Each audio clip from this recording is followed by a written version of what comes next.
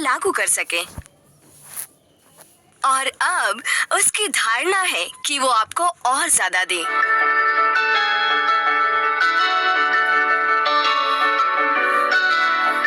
हमारा लक्ष्य केवल खुश रहना ही नहीं है। हालांकि स्वयं ये एक अच्छा लक्ष्य है, पर हमारा लक्ष्य है परमेश्वर की महिमा करना उस हर बात में जो हम कर सकते हैं।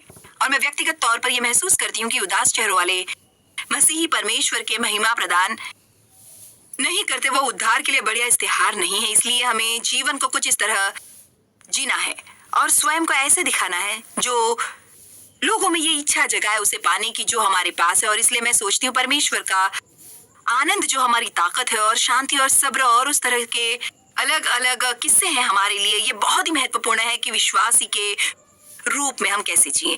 यदि आप सचमुच चाहते हैं कि आप परमेश्वर द्वारा इस्तेमाल किए जाएं, और इसलिए भजन संहिता 5:11 में लिखा है, जो तेरे नाम के प्रेमी हैं तुझ में प्रफुल्लित हों। इसलिए परमेश्वर नहीं चाहते कि हमारे पास थोड़ा सा हो।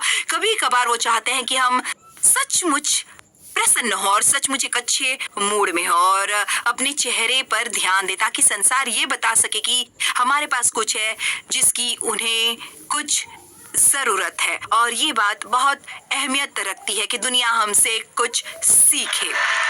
आमीन। बहुत अरसे तक जी लेने के बाद मैं इस नतीजे पर पहुंची हूँ कि हर कोई जो चाहता है उसका सारांश यह है, वे बस खुश रहना चाहते हैं। मेरा मतलब, जब आप बाहर जाते हैं और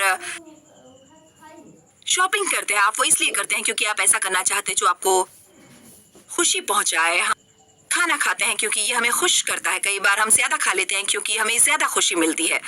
हम एक रिश्ते में होना चाहते हैं क्योंकि ये हमें खुशी पहुंचाते हैं। इसलिए खुशी एक ऐसी चीज है जिसे हर कोई चाहता है, पर अफसोस बहुत से लोग इसे गलत तरह से पाते हैं। अब मैं आपको नंबर 12 पहले बताऊंगी।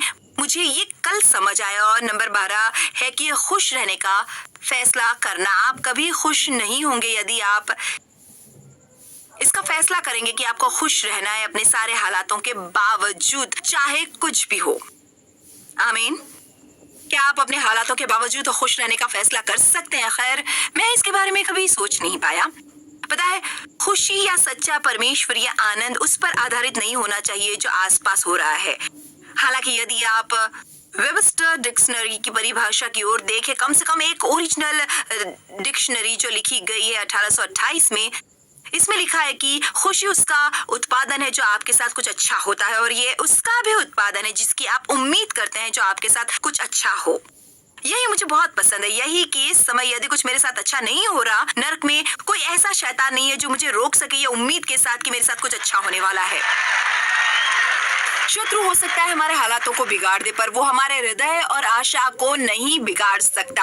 आप आशा से भरे हो सकते हैं और अच्छी चीजें होने की उम्मीद कर सकते हैं यदि आप ऐसा फैसला करते हैं। इसलिए मैं दोबारा ये कहूंगी, शायद आज बहुत बार खुश रहने का फैसला करें और इंतजार ना करें कि आपके हालात इसके लिए आपको निर्देशित करेंगे, और तभी आप खुश रह सकेंगे। खुश रहने का फैसला करें। सब कहें कि मैं खुश रहूंगा, मैं एक भी दिन जाया नहीं करूंगी ना खुश रहकर।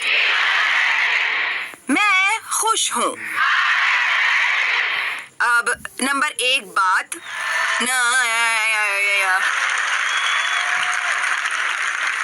नंबर 1 बात जिसके बारे में हम कल बात कर चुके हैं कि यदि आप खुश रहना चाहते हैं तो आपको उस पर विश्वास करना होगा जो परमेश्वर का वचन आपके बारे में कहता है, खासकर आपके बारे में ये कि आप कौन हैं।